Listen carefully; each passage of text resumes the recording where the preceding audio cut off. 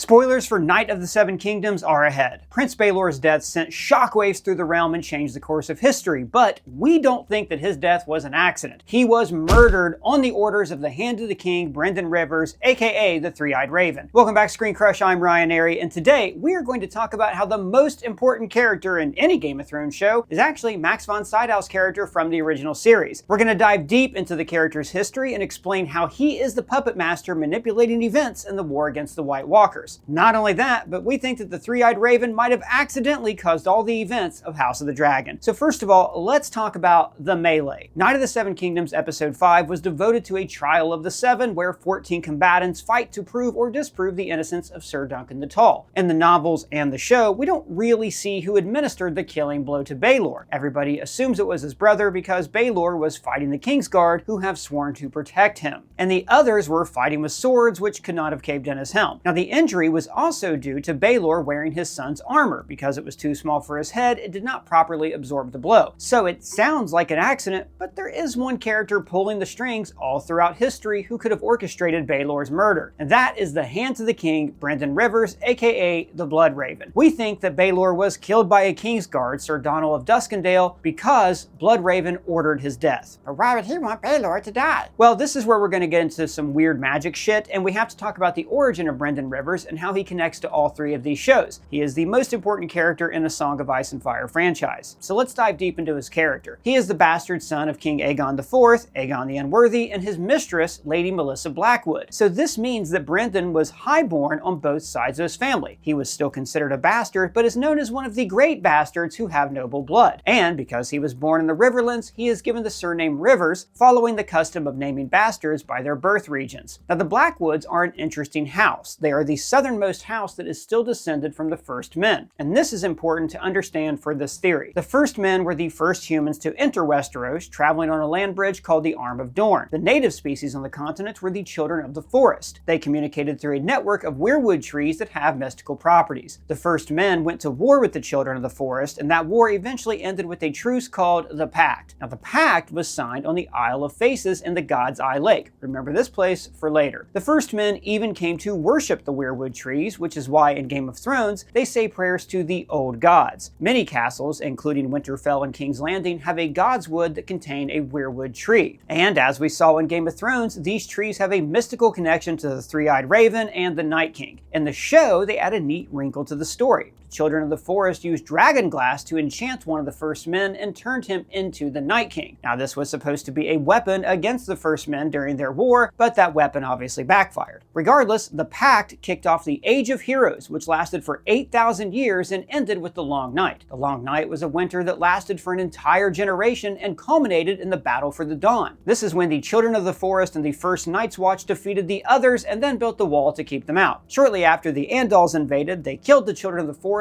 burned their trees, and drove the First Men to the north. This is why Northerners have a radically different society and religion than the other houses of Westeros. But the Blackwoods, on Brynden Rivers' mother's side, are the southernmost house that still worships the old gods. And see, George is a big fan of House Blackwood. He always portrays them as just and heroic. Now, they are the historic enemies of House Bracken, and they have a rivalry so old that no one remembers what the hell it's even about. Conversely, George is always portraying the Brackens as jerkwads. Suck my fat one! In case in point, the guy who farts at Dunk is a Bracken. Now, we do see a bit of this feud between them in House of the Dragon. Put the boundary stones back. We didn't move them. And this leads to a major battle called the Battle of the Burning Mill. That battle, in the book, introduces a key character, Aly Blackwood, otherwise known as Black Aly. Now, she was cut from Season 2, but will thankfully be in Season 3, which is good. She's an awesome character. Now, I'm telling you all of this so you'll understand the stock that Brynden Rivers comes from. He is of the blood of the old northern gods and the Targaryens, who are the blood of old Valyria and use blood magic to bond with dragons. So, like Jon Snow, Brynden Rivers has a mix of magic in his blood, which led to him having prophetic dreams. And he uses these dreams to shape the destiny of Westeros. Now, Brynden Rivers was born 176 years after Aegon's conquest, about 20 years after the last dragon died. died. He had a birthmark on his face that looked like a bird, which is how he earned the nickname Bloodraven. When he was just 20 years old, his father Aegon IV died, and on his deathbed he legitimized all of his bastards. And this kicked off the civil war called the Blackfyre Rebellion that tore the realm apart, where Aegon's bastard Daemon Blackfyre tried to take the throne for himself. But Brynden Rivers was a hero in this war who fought for the Targaryens. He led a group of longbow archers called the Raven's Teeth, and they ended the rebellion by raining arrows down on Daemon Blackfyre. Now, this action earned Brynden a place at court, and he became Hand to the King several years later. And then, he essentially ruled the Seven Kingdoms under multiple Targaryen kings, including Maekar, who's Egg's father. And by the way, Brynden is also the great-grandson of Rhaenyra Targaryen. Now, in the books, he first appeared in Chapter 3 of Game of Thrones when a three-eyed crow speaks to Bran in a trippy dream where he saw the Heart of Winter pass to the end of the world. Now, the show doesn't include this sequence, or actually many of the other trippy dreams that influence the character's decisions in the books. Now, it is extremely likely that when George introduced the character, he did not know who the three-eyed crow was. But from the beginning of the story, characters in Westeros have been manipulated by conveniently placed dreams. And we already saw this in Game of Thrones. Daenerys has a vision in the House of the Undying, which then comes true in the finale of the series. And I think characters' actions will be shaped by dreams in House of the Dragon and in Night of the Seven Kingdoms. But I have seen you, sir, and a dead dragon. It had fallen on top of you, but you were alive, and the dragon was dead. Like, while we're watching this really fun story play out in that show, in King's Landing, Brynden Rivers is actually planning not just the fate of the kingdom, but the fate of the world and the fight against the White Walkers. See, we know that Bloodraven became, at some point, obsessed with prophecy. It's likely that he had some kind of prophetic dream. Like, this is a superpower that many Targaryens have. Aegon Targaryen had a vision of ice zombies that got him all fired up to conquer the Seven Kingdoms. But ambition alone is not what drove him to conquest. It was a dream. But remember, because of his mother's side, Bloodraven also has a connection to the old gods and the ability of green sight. This is what Bran uses in Game of Thrones. It's an ability to see the future and the past. In House of the Dragon Season 2, Alice Rivers has the green sight, and she uses it to show Daemon visions of the future. He sees the coming of the others, and Daenerys with her reborn dragons, and also a vision of Brynden Rivers, the Bloodraven. And this brings us to the murder of Baelor. Remember, Baelor was heir to the Iron Throne, and his death kicked off a chain of events that led to Egg becoming King Aegon IV. Now, he was actually nicknamed Aegon the Unlikely because he was the fourth son of a fourth son. Maybe it was the gods that made him king, or maybe it was Brynden Rivers manipulating events. See, Bloodraven would have seen what was coming, the ice zombies and the end of the world. And like Daemon, he would have seen visions on how to stop it. Daenerys Targaryen using blood magic to bring 3 new dragons into the world. But Daenerys would never have hatched those dragons unless she was exiled to Essos, which meant that her crazy father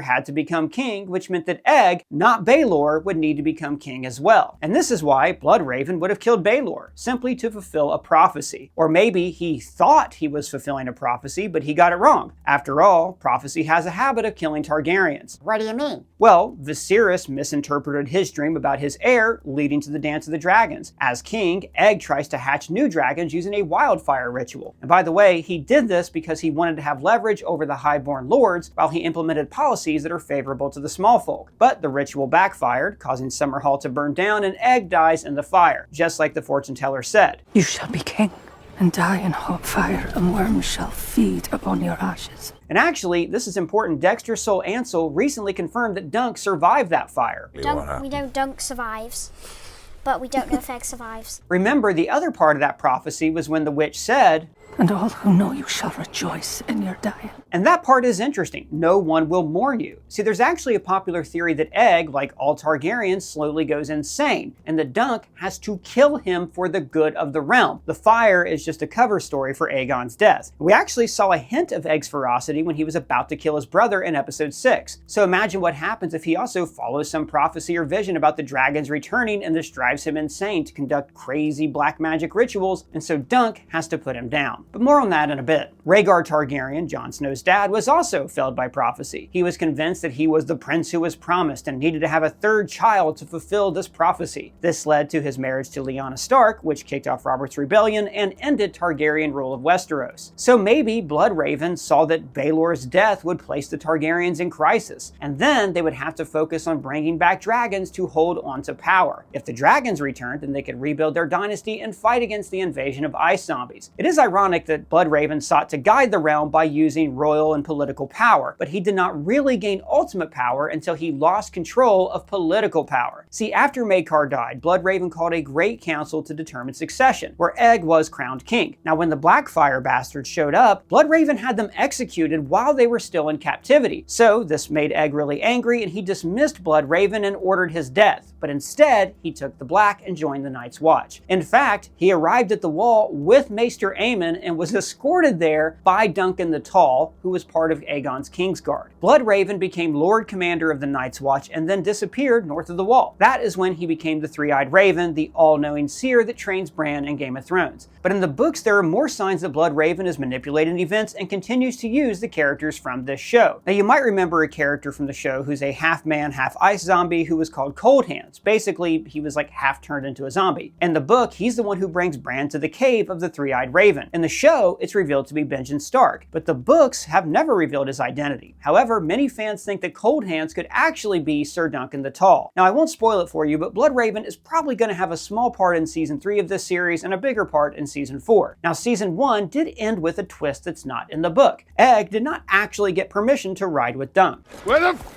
is he? So the question is, how does this affect Season 2, and will the realm be out looking for this young prince? Well, to bring it all full circle, I think that Sir Donald of Duskendale, the guy who we think murdered Baelor, will be dispatched to keep an eye on Dunk and Egg, but from a distance. Bloodraven will tell Maekar that he's looking for his son when he's actually just there to keep tabs on him. It could be that Bloodraven saw this vision of dragons being reborn and he thinks that Egg is going to be the king to do it. So he wants this boy's #1 goal to be restoring Targaryen power. Now, as Egg travels the 9 kingdoms with Dunk, he learns to love the small folk. This means that, as king, he will pursue policies that sideline the highborn lords, which causes the position of the royal family to weaken. That is why Egg tried to resurrect the dragons, which ultimately cost him his life. This could have all been a prophecy that Bloodraven saw and set into motion. But, like Yoda said, Impossible to see.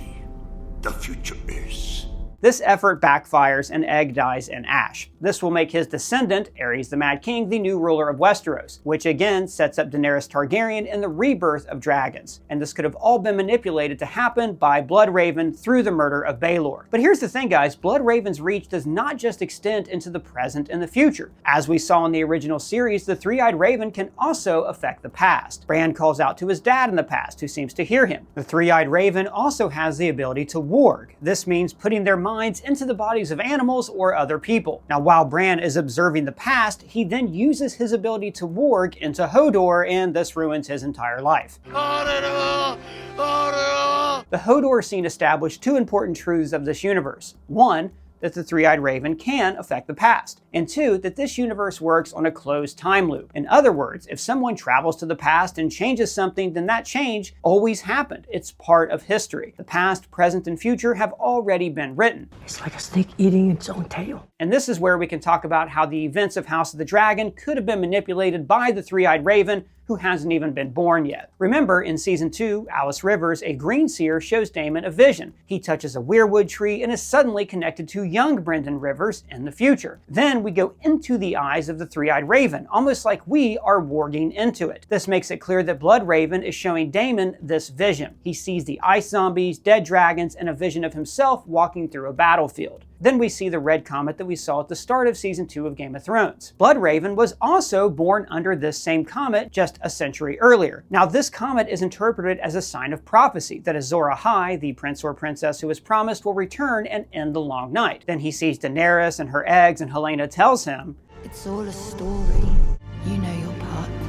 So to me, this seems like the Three-Eyed Raven from the future was showing Daemon a vision to get him back on track. Rather than challenging Rhaenyra for the throne, he has to help her win. And it's important that Rhaenyra wins the civil war because she actually knows about the purpose of Aegon's dream and the dagger. She understands that the reason Targaryens rule is simply to fight the ice zombies. If that secret dies with her, then the Targaryen dynasty will die out and the world will end. So this leads to another very important group that we will finally be meeting in Season 3 of House House of the Dragon, and Bloodraven could also be using this group to further his plan. I am talking about the Green Men. So the Green Men are an ancient order that guards the Isle of Faces. This is that small island in the God's Eye, which is close to Harrenhal, where Daemon had his vision in Season 2. The Isle of Faces is where the Children of the Forest and the First Men signed the pact. It's a sacred space to the children and people who worship the old gods. It's likely that this site is a concentration of power for the Weirwood network. And I won't spoil anything, but it is also a very, very important site in this civil war. Stop it, both of you! You're spoiling it! You're spoiling everything! Maybe Daemon visits the Isle of Faces in this season, and he speaks to Bloodraven directly after he wargs into the Green Men from the distant future. See, I think that Daemon's vision in Season 2 was just a tease, and in Season 3, we will see Bloodraven manipulate events more directly. Remember Helena's weird prophecy? You know what you must do.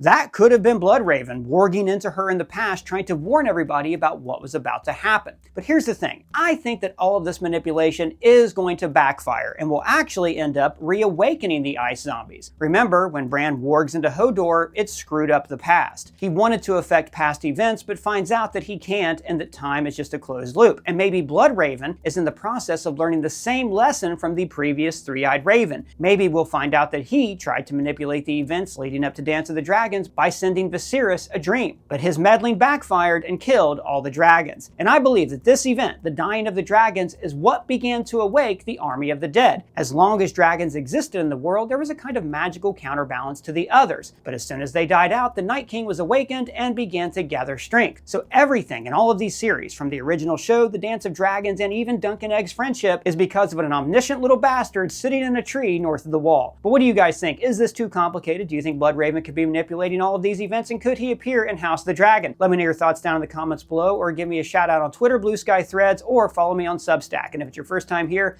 please subscribe, smash that bell for alerts. For ScreenCrush, I'm Ryan Airy.